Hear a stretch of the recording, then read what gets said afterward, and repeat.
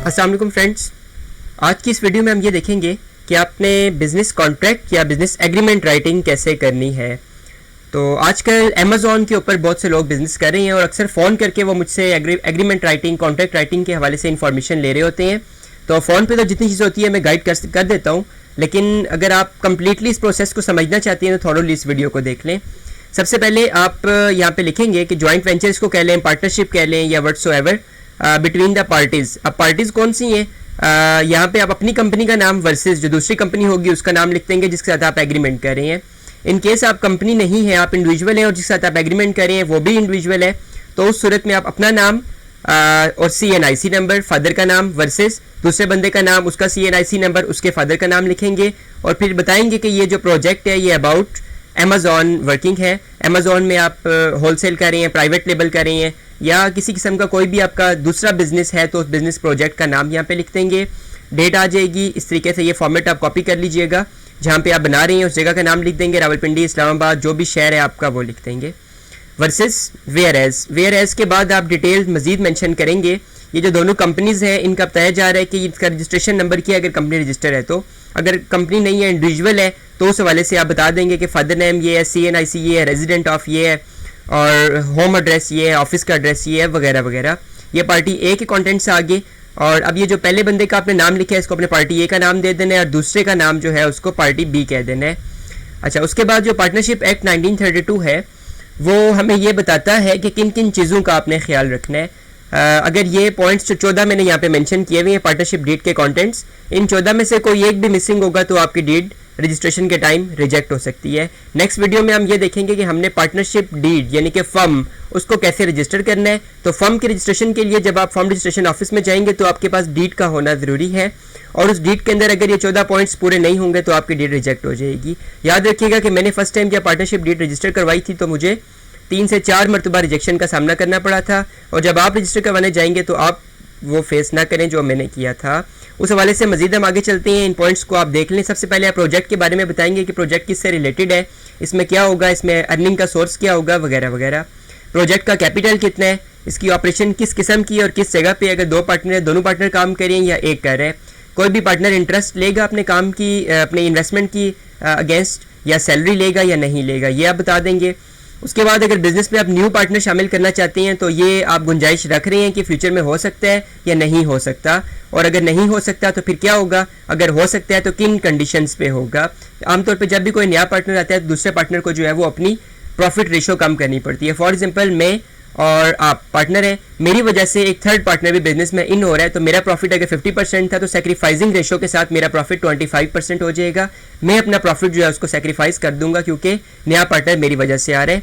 तो इस किस्म की जो भी चीज़ होगी या इसमें आप लिख लेंगे। Profit and loss sharing ratio में मेरी डीड जो रिजेक्ट हुई थी मैंने ये लिखा था कि तीनों पार्टीज का जो शेयर है वो 33, 33 और 33% होगा। तो रजिस्ट्रार ने यह कहा कि 1% और शेयर कहाँ गया भाई, आपने उस 1% को भी मेंशन करना है। तो फिर दोबारा से डीड बनाई और उसके ऊपर मैंने 33.333% लिखा, एक का भी शेयर, दूसरे का भी और तीसरे का भी। तो बहरहाल प्रॉफिट शेयरिंग रेशो आपने बता देनी है। टैक्सेशन के हवाले से लिख लेना है कि आपने अपनी टैक्सेशन कैसे करनी है, बिजनेस को रजिस्टर करने की जिम्मेदारी किसकी होगी, इनकम टैक्स रिटर्न फाइल करने के लिए कौन जिम्मेदार होगा, कंसल्टेंट आप हायर करेंगे व्हाट्सोएवर। टर्म्स एंड असाइनमेंट्स में आप जो जो पार्टनर्स हैं उन सारों के काम मेंशन कर देंगे, किस पार्टनर ने क्या काम करना है।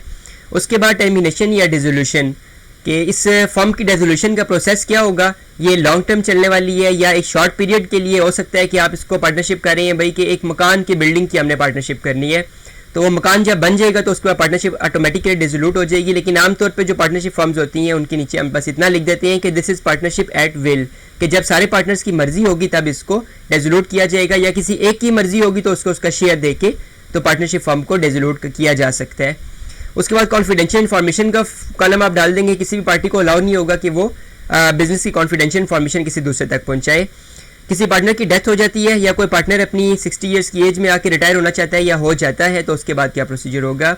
अगर आप लोग किसी एक पॉइंट पे नहीं आते, आपके बिजनेस में लड़ाई हो जाती है तो आर्बिट्रेशन का प्रोसीजर क्या होगा। तो आर्बिट्रेशन का आमतौर पर प्रोसीजर, आर्बिट्रेशन एक्ट है पाकिस्तान में, उसके मुताबिक ये होता है कि आपने हर पार्टनर की तरफ से, दो पार्टनर दोनों की तरफ से एक एक आर्बिट्रेटर मुंतखब कर देना है। 3 है तो तीनों की तरफ से एक एक जो है वो आर्बिट्रेटर मुंतखब कर देंगे। आर्बिट्रेटर कोई भी हो सकता है, और फिर वो तीनों आर्बिट्रेटर्स मिलके एक अंपायर मुंतखब करेंगे। वो अंपायर जज का किरदार अदा करेगा और तीनों बंदों की जो भी कॉन्फ्लिक्ट्स होंगे उनको डिस्कस करके तो कोई भी एक पॉसिबल हल निकाला जाएगा।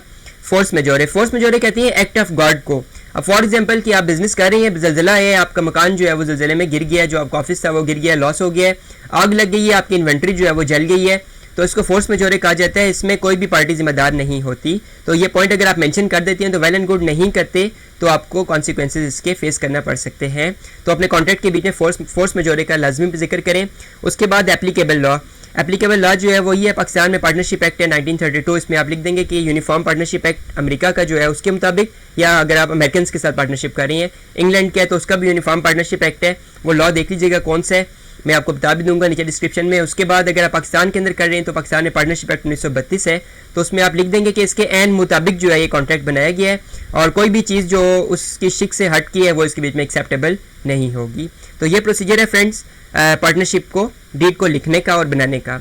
अब आ जाए इसकी रजिस्ट्रेशन के ऊपर। तो मैं एक वीडियो देख रहा था आज़ाद चाय वाला की, जिसमें वो ये कह रही हैं कि 100 रुपये वाले स्टाम्प के ऊपर जो है वो पार्टनरशिप हो जाती है, इससे ज़्यादा का आपने स्टाम्प नहीं निकालना। तो वो बिल्कुल गलत कह रही हैं। पार्टनरशिप जो होती है वो हमेशा 1200 रुपये वाले, 1250 इसको कहते हैं, लेकिन 1000 रुपये का स्टाम्प होता है उसके ऊपर होती है, जो बैंक ऑफ पंजाब से जारी होता है। क्योंकि जो 100 रुपये वाला या 50 रुपये वाला स्टाम्प है उसकी हैसियत सिर्फ बयान हल्फी की है, ठीक है, उसके बीच में बयान हल्फी जारी हो सकता है, लेकिन कॉन्ट्रैक्ट जो है वो 1250 रुपये वाले स्टाम्प के ऊपर जारी होते हैं। और वो स्टाम्प निकालने का तरीका ये होता है कि आपने जाना होता है, गूगल पे लिखें bank of Punjab E stamp, ये पोर्टल आपके पास आ जाएगा, इसमें आप जाएंगे और यहाँ पे जाके आपने अपना नाम एंटर करना है। सबसे पहले तो आपने ना इसमें देखना है कि जब ये ओपन होगा तो इस तरह की चीज़ें आपके पास काफ़ी सी आ जाएंगी। आप फर्स्ट वाली पे चले जाएंगे, इसको एग्री करें। उसके बाद आप यहाँ पे अपना डिस्ट्रिक्ट सेलेक्ट करें, तहसील सेलेक्ट करें। स्टाम्प की टाइप जो होगी वो आपने नॉन जुडिशियल सेलेक्ट करनी है, क्योंकि आपका एग्रीमेंट है तो नॉन जुडिशियल होगा। उसके बाद डीड का नाम आप सेलेक्ट करेंगे, इसमें आप बता देंगे कि ये जिसमें सारी चीज़ें आ रही हैं, इसमें आप बता देंगे पार्टनरशिप डीड है, कॉन्ट्रैक्ट है, व्हाट्सोएवर कॉन्ट्रैक्ट का आप देख सकते हैं कि यहाँ पे ऑप्शन आ रहे हैं। तो कॉन्ट्रैक्ट का कोई भी आप सेलेक्ट कर लें, ये जितने भी हैं A1 है, A2 है, A3 है, A4 आप A1 कर लें, बस डेट्स इट। उसके बाद पर्पस जो है वो चलान का, वो रजिस्ट्रेशन फीस इसकी होती है, कौन दे रहा है ये आप बताएंगे, पार्टी ए दे रही है या पार्टी बी दे रही है। उसके बाद जो एजेंट होगा जो बैंक ऑफ पंजाब जाके स्टाम्प लेके आएगा उसकी इन्फॉर्मेशन आप यहाँ पे दर्ज करेंगे। वो पार्टी ए भी हो सकती है, पार्टी बी भी हो सकती है, उनका लॉयर भी हो सकता है, उनका कोई भी अथोराइज्ड एजेंट हो सकता है, उसके ज़रिए आप जो है ये बैंक ऑफ पंजाब से रिसीव करेंगे, उसकी इन्फॉर्मेशन यहाँ पे आ जाएंगी। उसके बाद पहले पार्टनर की तमाम इन्फॉर्मेशन यहाँ एंटर करेंगे, दूसरे पार्टनर की इन्फॉर्मेशन सेकंड पार्टी में एंटर करेंगे, और ये कैप्चा है, ये एंटर करने के बाद आप नेक्स्ट करेंगे तो आपके पास एक 32A का फॉर्म जनरेट हो जाएगा।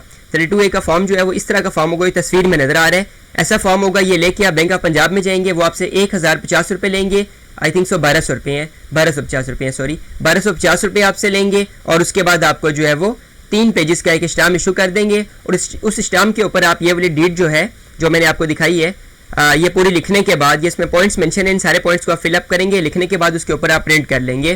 प्रिंट करने के बाद आप कचहरी में जाएंगे, दोनों पार्टनर्स, वहाँ पे रजिस्ट्रार ऑफ फर्म्स बैठते हैं कचहरी में, बल्कि ज्वाइंट सब रजिस्ट्रार है, तो ज्वाइंट सब रजिस्ट्रार के पास आप जाएंगे, वो उसको उसके ऊपर अटेस्टेड की मोहर लगाएगा, आप दोनों पार्टनर्स के क्वाइफ अपने रजिस्टर में दर्ज करेगा, और उसके बाद जो है वो अंगूठा लगाने के बाद आपकी डीड 100% ओके हो जाएगी। कल अगर आप कभी लीगली किसी को सू करना चाहती हैं या कोई प्रॉब्लम आपकी होती है तो वो आप जो है वो उस डीड के मुताबिक कर सकते हैं। लेकिन अगर आपकी डीड जो है वो रजिस्टर नहीं होगी, 100 रुपये वाले स्टाम्प के ऊपर होगी, अनरजिस्टर्ड डीड जो है वो अभी सुप्रीम कोर्ट की 2021 की जजमेंट आई है कि वो कोई भी इंटिटी नहीं होती। अनरजिस्टर्ड डीड जो है वो किसी किस्म का कोई भी बेनिफिट या लॉ सूट या कोई भी चीज़ जो है उसको वो इंजॉय नहीं कर सकती, और यही बात अनरजिस्टर्ड लॉ फर्म या बिजनेस की भी होती है। तो मजीद कोई चीज़ अगर आप पूछना चाहते हैं तो नीचे कमेंट्स में पूछ सकते हैं। इसके अलावा नीचे आप देख सकते हैं कि नीचे मेरा फ़ोन नंबर भी है, आप मुझसे डायरेक्टली व्हाट्सएप पे रब्ता कर सकते हैं। अपना ख्याल रखिएगा, अल्लाह हाफिज़।